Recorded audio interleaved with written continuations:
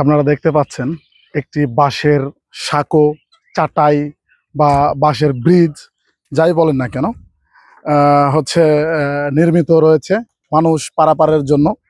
এটি সচরাচর দেখা যায় না, কিন্তু এখন বিভিন্ন জলযান আবিষ্কৃত হয়েছে বিভিন্ন নদী পারাপার বা এপার ওপার হওয়ার জন্য।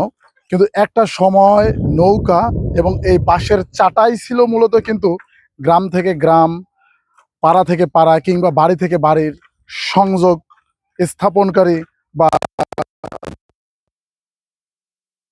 তৈরিতে মূলত বাঁশ এবং পেরেক, রশি এইসব ব্যবহৃত হয়।